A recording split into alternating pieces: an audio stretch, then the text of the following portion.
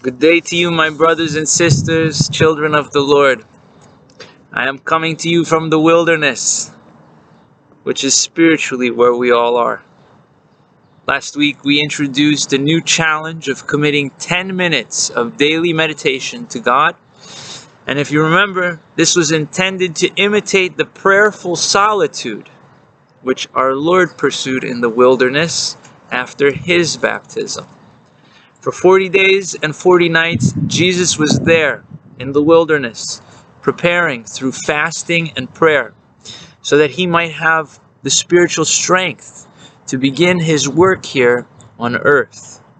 So, let's pick up where we left off in Matthew chapter 4, where we find that at the end of this period of preparation, Christ was as any of us would be after 40 days of strict fasting. He was hungry. It was at this point when the devil himself came to Christ, knowing that this would be a perfect opportunity to tempt our Lord. Feeling sure of himself, the devil taunted Christ in his physically weakened state, saying, "If you are really the Son of God, then command these stones to become bread." And Jesus answered the tempter, saying, "It is written in the Holy Scriptures, man shall not live by bread alone, but by every word that proceeds from the mouth of God." In other words, it was not yet time for the Lord to break the fast, and he would certainly not allow Satan or anyone else to taunt him into doing so. We see this same phrase, "if you are the Son of God," used by Christ's persecutors as he is hanging on the cross.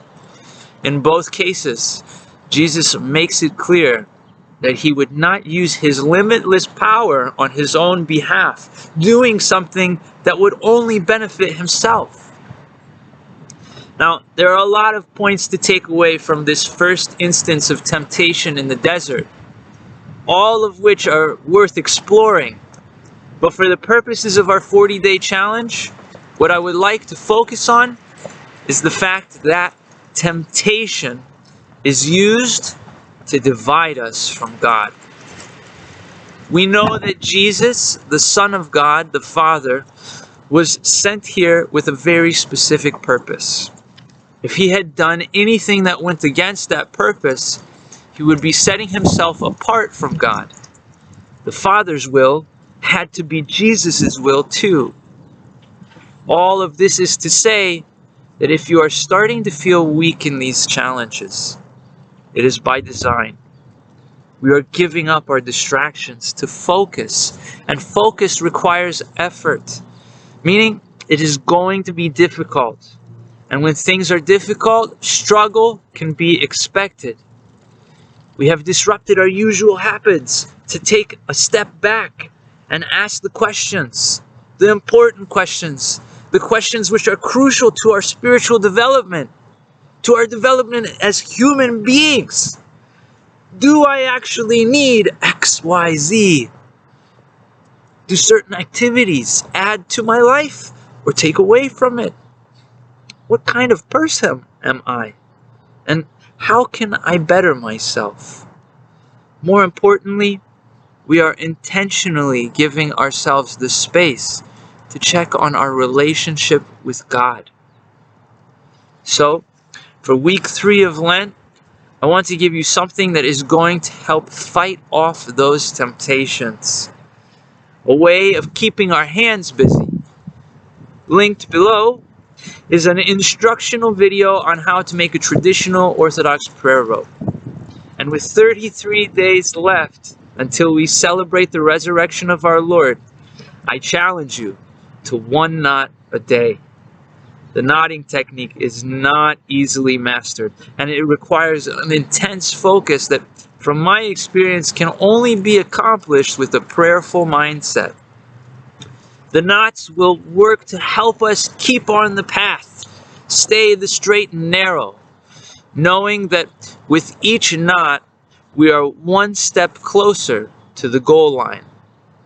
While you are certainly not limited to 33 knots, what I would suggest is that at the peak of those temptations, you grab hold of that prayer rope and begin your work. Sometimes the best way to avoid the distraction is by giving ourselves something to do. I'd also like to take this opportunity to ask that you mark your calendars. As is customary, every Wednesday night throughout the Lenten period, we offer what is called a pre-sanctified liturgy. More on that also linked below. And while you are always invited to participate in any and every service offered by our parish, I'd like to extend a special invitation to the pre-sanctified liturgy offered next Wednesday, April 7th at 7 p.m. We will be celebrating this service with mostly all of it in English, as well as offering a youth sermonette at the end. Remember that communion is received at these services, so if you want to prepare yourself for that, try not to eat anything after lunch. And remember the pre-communion prayers, also linked below. Well, that's it for me, for now anyways. Virtual blessings of the Lord to each and every one of you. May you keep the fast strong, keep the faith first, and keep the Lord close. This is Father Nikolas signing off.